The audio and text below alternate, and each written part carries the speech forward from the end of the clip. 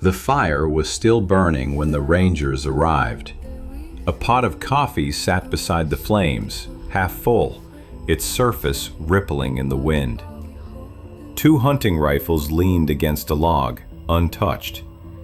Nearby, a pair of boots waited neatly by the entrance of a canvas tent, as if their owner had just stepped out for a moment. But no one ever came back. The tent was zipped open from the inside, bedrolls still warm. A radio crackled faintly on one of the sleeping bags. Someone had switched it on. Or maybe something had brushed against it. The ground was damp from the night's rain, yet there were no footprints leading away. Not human, not animal. Nothing. The search team fanned out, expecting to find a trail, drag marks, paw prints, something. Instead, they found silence. The kind that presses on your ears until you swear the forest is listening back. One ranger later said it best, "I've seen what bears do. This wasn't that. Whatever took them didn't walk on 4 legs." 3 miles away, another camp was found the same week. Same setup, same story. And by then, even the locals had stopped calling it coincidence. Because whatever's taking these hunters, it's not bears. They called in the disappearance just before dawn. By noon, word had spread through the ranger stations. Another empty camp. Same conditions, no signs of struggle. Out here, it's easy to blame the woods. They swallow noise, tracks, even light. But these cases, they leave behind too many questions, and not enough bodies. This is Vanished Hunters, Empty Camps. And what you're about to hear comes from search logs, ranger reports, and the people who still whisper that something else is hunting out there. Every fall, hunters vanish across North America. Most are found, lost, injured, or simply stranded after weather turns. But there's a smaller number that never come back. Their camps are discovered perfectly intact, fire still burning, equipment untouched. It's as if the forest simply took them mid-thought. According to public search and rescue data, over 1,600 people remain missing inside U.S. national parks, and that number doesn't include private or state hunting grounds. Rangers will tell you most of those are explainable. Accidents, falls, hypothermia. But ask the ones who've been in the field the longest, and you'll hear a pause before they answer. These are not rookies disappearing. They're experienced trackers, veterans, survivalists, people who knew the terrain. Many had hunted the same woods for decades. The disappearances share a pattern. Camps left orderly, almost respectful. No blood, no drag marks, no signs of animal activity. Dogs are sometimes found alive, terrified, tied up, refusing to eat. And in several of those reports, something else stands out. The last transmissions. Fragments of radio chatter from men describing footsteps circling their tents at night. Not heavy like a bear, not fast like a coyote, just pacing, slow, intentional. By morning, they were gone.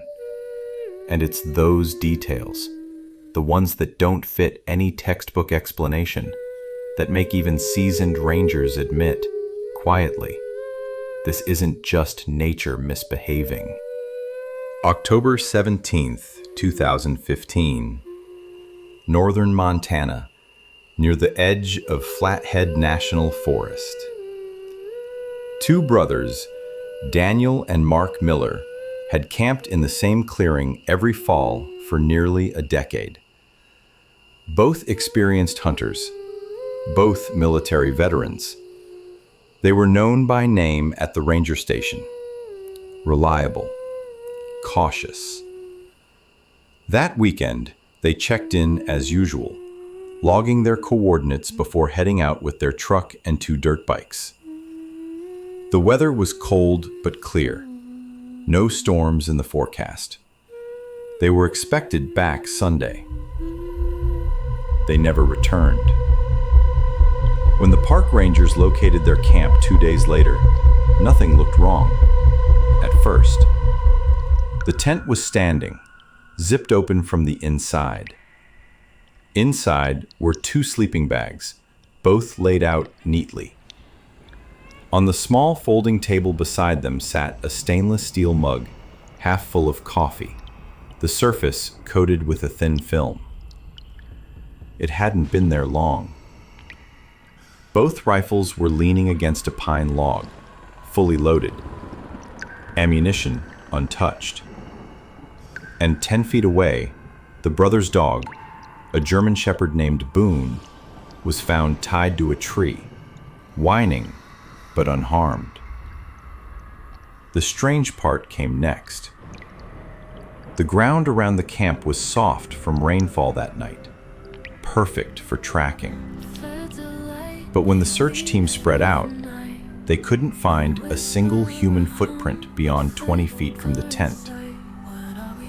The brothers' boots were missing, yet no prints led away. No drag marks, no animal tracks. It was as if the 2 men had stepped out of their tent and vanished mid-stride. Search and rescue brought in dogs. The handlers reported something odd. Their bloodhounds would follow Boone's scent to the tree line and then stop.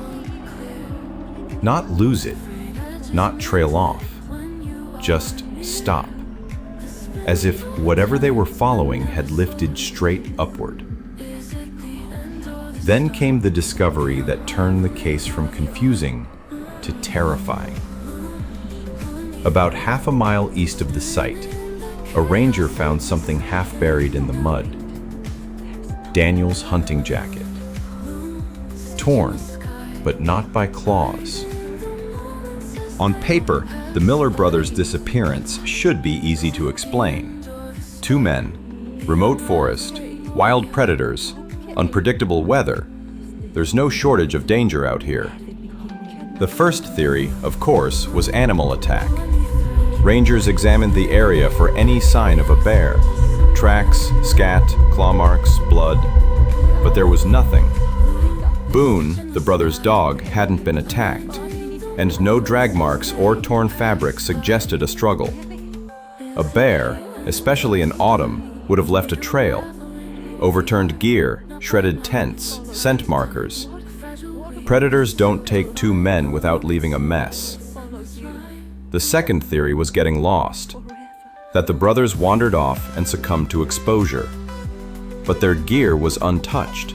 Their radios, their compasses, even their boots, all missing. But the rest of their supplies were there. And if they'd wandered barefoot through the rain, there should have been prints in the mud. There weren't. Some suggested foul play, another person, maybe even a serial killer. It's a theory that appears in every strange case. But no foreign tracks were ever found. No vehicle marks, no tire treads, no evidence of entry or exit. Then came environmental explanations. Sinkholes, sudden floods, even freak weather. But the ground around the site was stable. No depressions, no signs of collapse. Investigators even considered psychological factors, shared panic, disorientation, or wild man syndrome, a rare state of forest-induced confusion where people flee for no reason. But both brothers were ex-military, disciplined, trained, experienced in survival. And besides, even panic leaves a trail. Every rational theory was brought to the table and ruled out. What was left were only patterns. Camps found untouched, radios left running, animals behaving strangely nearby. It's as if something removes these men cleanly, without struggle, without trace, almost surgically. And as the ranger who led that search put it, nature doesn't erase footprints. People do. Or something that knows how to. January 9th, 2018. The Bitterroot Mountains, western Montana. 48-year-old hunter Carl Peterson had been coming to this area for years. He wasn't reckless. He logged his routes, carried GPS, and checked in by radio twice a day. On his second morning, the temperature dropped suddenly, a whiteout blizzard rolling through faster than predicted. Peterson radioed his wife around 5 a.m., his voice calm, but he mentioned something odd. "Boone's barking again. Something keeps circling camp." It was his last transmission. When the storm cleared 2 days later, search and rescue located his truck near a frozen trailhead. Tracks led into the forest for about half a mile, then stopped. At his campsite, everything looked untouched. Stove still packed, tent staked cleanly, hunting rifle resting against a tree.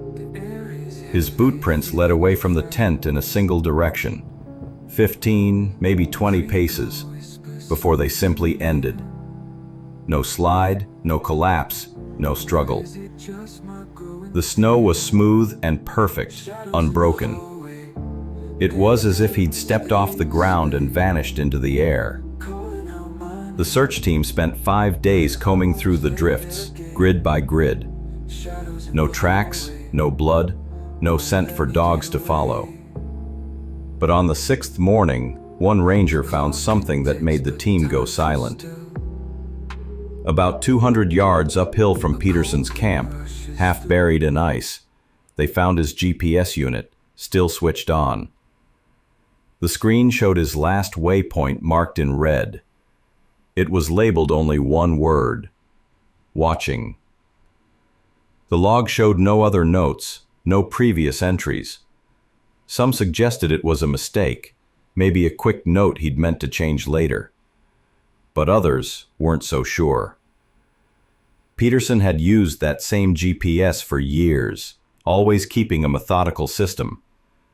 Waypoints marked as Base, North Ridge, Creek. Never single words. Never something like that. What's worse, the coordinates it marked were 40 yards past his tent, on open snow. There was nothing there.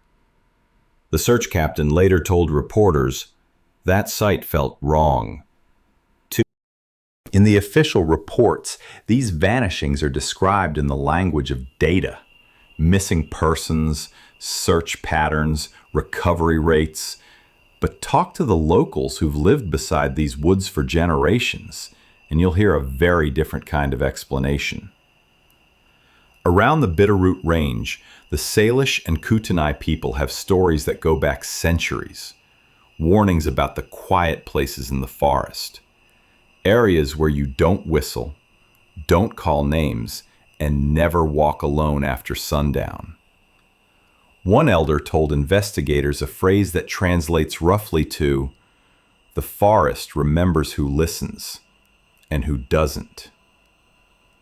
In their stories, there are beings that mimic the sound of voices, that follow from a distance but never reveal themselves. They're not evil, not exactly, more like watchers of balance. But when hunters step beyond certain unseen boundaries, the forest takes them back.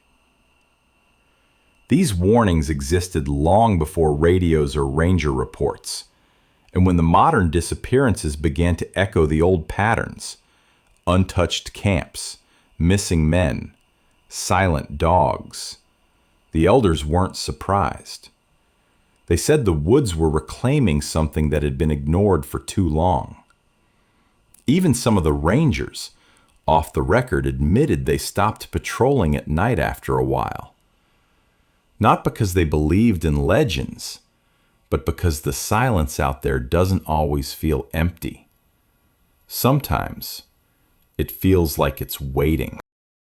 When the disappearances started drawing attention, the forestry department sent in wildlife experts and trackers. On paper, the first assumption was simple: bears. Grizzlies are known to drag kills into the underbrush, to bury remains, to circle back. The logic made sense, until it didn't. One retired ranger named Evan Trowler, who'd spent 22 years mapping game trails, said something interesting during an interview. Bears don't make coffee. Bears don't unzip tents. And bears sure as hell don't turn off lanterns before vanishing a man. He wasn't being dramatic, just factual. Investigators found multiple camps where every survival item was left intact. No signs of panic or animal struggle. Some camps even had food still cooking. Search and rescue teams followed standard tracking procedures: boot prints, scent dogs, heat imaging drones, but found no trails leading out. In one case, a scent dog circled the perimeter 3 times before lying down beside the tent and refusing to move. Experts began considering environmental hazards: sudden sinkholes, hypothermia-induced delirium, even carbon monoxide poisoning from camp stoves. But the problem was, not one of those theories explained why entire campsites appeared frozen in mid-motion. No signs of struggle, no evidence of flight, no weather conditions extreme enough to force a group of armed hunters to just vanish. As one wilderness survival instructor summarized, you can explain one man panicking in the dark, but you can't explain 3 disappearing from the same camp without a trace. By this point, the story wasn't just folklore. It was becoming a pattern. In 2019, a trio of lifelong hunters, brothers Paul and Dean Kessler, and their cousin Ray, set out for a late-season trip near the Snowshoe Basin, an area already known for 2 earlier disappearances. They were experienced men, armed, prepared, and familiar with the land. Locals even called them the Old Guard, the kind of hunters who double-checked every step and still carried paper maps in plastic sleeves. The plan was 3 nights. They made it 1. On the morning of November 16th, a ranger found their camp exactly as they'd left it. Rifles leaned against a log, coffee brewing, fire stoked high. But there were 3 things that didn't fit. First, no boot prints leading away from the site. The snow had fallen lightly overnight, but it wasn't fresh enough to erase a full set of tracks. Second, a trail camera, left facing the tree line, had been triggered just after midnight. The photo it captured showed what looked like a faint light between the trees, pale blue, hovering low, almost like a lantern carried too high to belong to a person. And third, the radio. It was still on, the mic pressed open, like someone had tried to call for help. When investigators played back the transmission, they heard 2 seconds of breathing. Then, a voice. A whisper. Too soft to make out fully, but one word stood clear enough to raise every hair on the neck of the technician who cleaned the audio. Run. A single low drone fades in. The next day, search teams found something else. A tree, 50 yards from the tent, its bark stripped clean up to 7 feet high. No claw marks, just smooth. The team lead described it in his report as something rubbed against it repeatedly, something heavy, upright. To this day, the Kessler camp is still considered an open case. No remains, no gear disturbed, not even a broken branch leading out. And yet, if you talk to rangers stationed in Snowshoe Basin today, they'll tell you the same thing. After dark, radios still pick up faint breathing on Channel 9, the same frequency the Kesslers used. The strange thing about these vanishings isn't just that people disappear. It's how completely they vanish. Like the wilderness itself swallows them whole. The forests of North America cover over 600 million acres. Places so remote that light takes time to find its way in. In those spaces, human logic doesn't always apply. Out there, distance warps sound. Trees move when you're not looking. Your flashlight only shows what's in front of you, not what's just beyond the beam. Maybe that's why the stories from the locals, the rangers, and even the search teams all sound so similar. It's not just fear of being alone. It's the realization that something might be aware of you in a place where nothing should be. One psychologist who studies isolation in remote environments said something that stayed with me. The human brain evolved to feel watched. In nature, that's what kept us alive. But when you feel watched in a forest that's supposed to be empty, you start to question which part of you is reacting, instinct or memory. And that's the part that unnerves even the most rational minds. If hundreds of years of human presence in these woods still haven't explained what's out there, maybe we're not supposed to. In the end, the forests keep their secrets. Rangers keep searching. Families keep waiting.